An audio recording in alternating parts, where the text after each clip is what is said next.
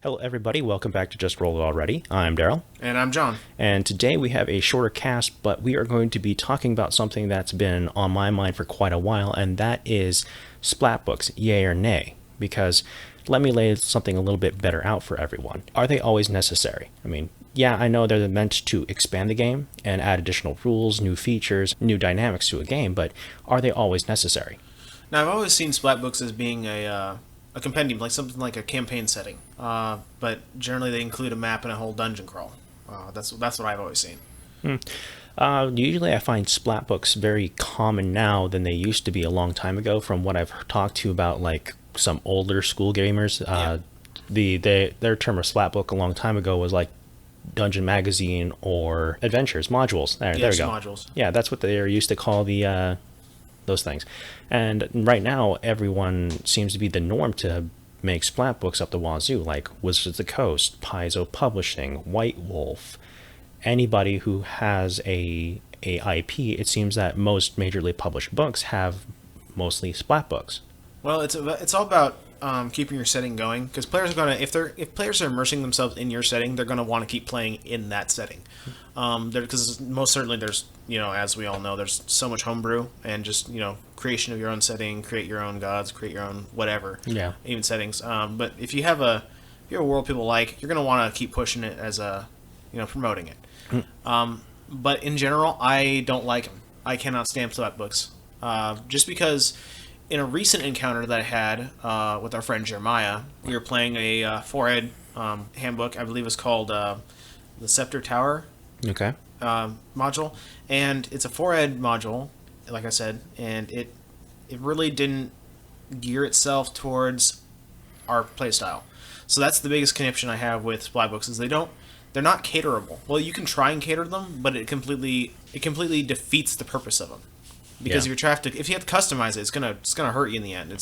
It had like details like, okay, you need to pick things out of the book that you think will help them, put them in here, here, and here. Make sure that you try and guide your players. And like, okay, you don't want to railroad your players too much.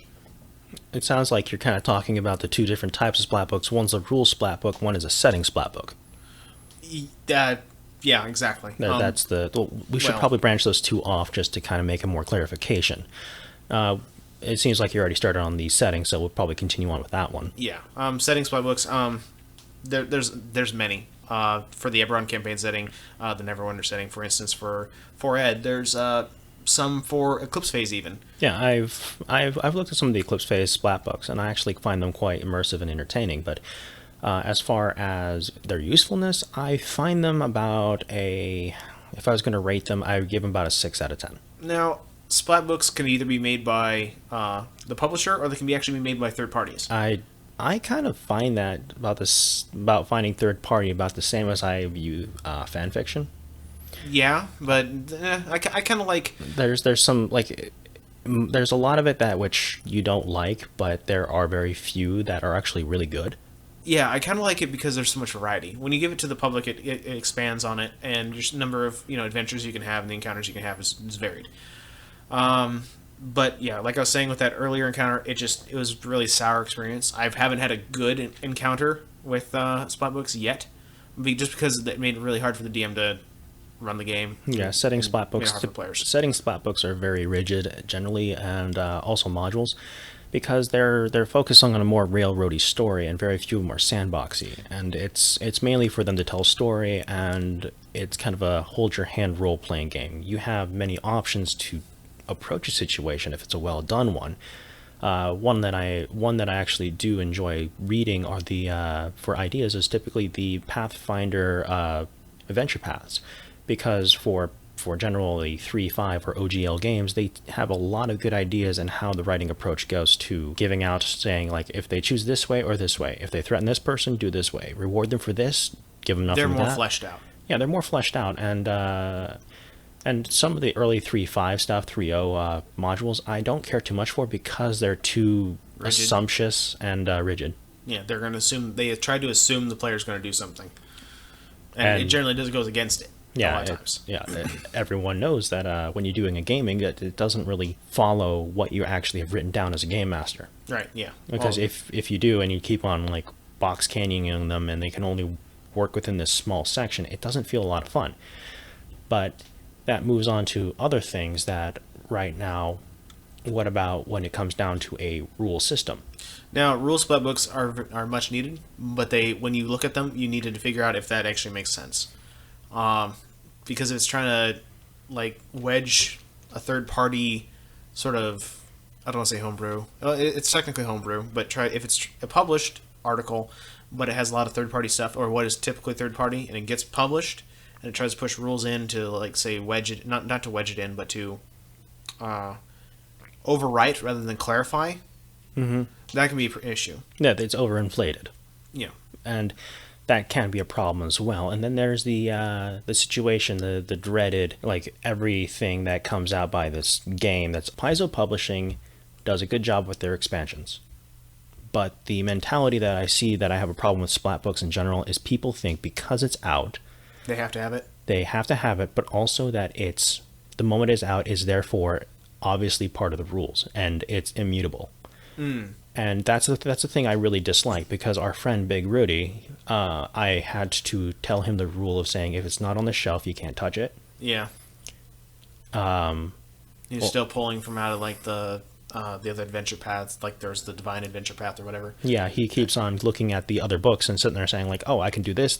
Like, no, you can't. No. There's like 4 books. There's like, well, okay, not 4. There's like 8 books over there. But the point is, okay, but it's more in lines of understanding, because all of them are saying like, if you choose to, these are expansions on the rules. These are optional rules. These are optional classes. Yeah. There's some of them that I like, and some of them I don't like. Some of the rules I follow, some of them I don't follow. And it's not like it's a bad thing to buy Splat books. I love Splat books. There's some of them on my to-get list that actually I'm looking forward to getting because I think they cater to me. Some books I won't buy because I see very little point to them. I'm not going to say they're bad. They just don't suit my taste. And that's another thing about Splat books. They are optional, so therefore you can have them if you want them, and you can pick and choose. They're not like a complete collectioner. I collect, but I don't hoard it. Just because it's part of the set that's published doesn't mean I'm going to get every single thing, because I'm a use it or lose it kind of guy. Yeah. And you see me have some books that show up on my shelves, and I look at them for a while. I don't like them because somebody's review of the book or type of games that they like don't agree with me, so therefore I generally sell it, trade it, or if it's a good friend, I give it away. That I know they'll use it, because the thing I hate when people do about these books is they let them sit on the shelves. They never use them, just let them sit on the shelves. It's kind of a waste of money at that point. It's a waste of money, space, and time, because what good is it? Because I have gotten to heated discussions and arguments with people saying like, oh, I love Splat books. I buy everything from this company and this company, and I don't care what it is. And I hear product loyalty. And yes, it's okay to be loyal to a product, but it's not okay to sit there and let it sit. That's what my personal opinion is. Yes, I will agree. Some Splat books do help, but not all of them do. Yeah. So I have to say, in general, you don't need necessarily Splat books. You don't need them. No, you don't need them, but they can enhance the game or hinder it. So let's talk about how it could hinder a game, because I know that you're a very mechanical person. Let's use Pathfinder, a very commonality in 3.5 that you're pretty familiar with. How do you think it could hinder a game? Well, the first and foremost thing is it comes down to who has access to the resource.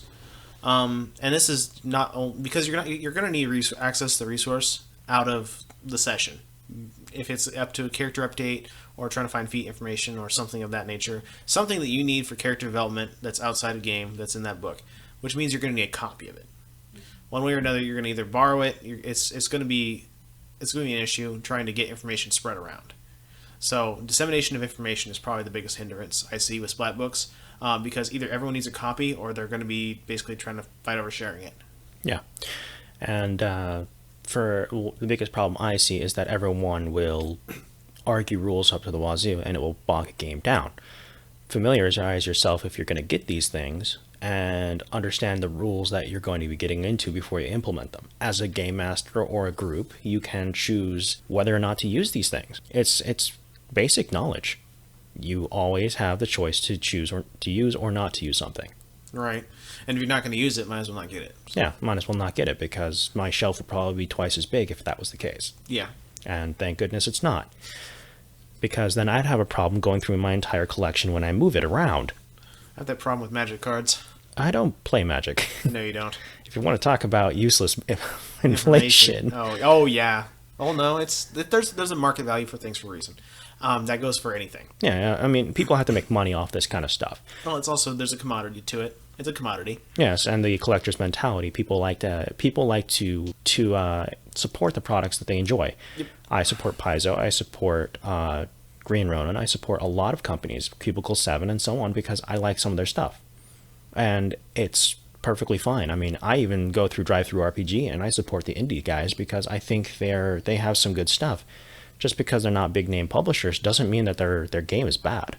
Yeah. I mean, go ahead and shop around and look around, because sometimes some of them have little tests and tastes to see if you like the game or not. Anyways, I think that's going to wrap it up for this episode. Nice talking to you guys. This is Daryl. And this is John. Have a good day.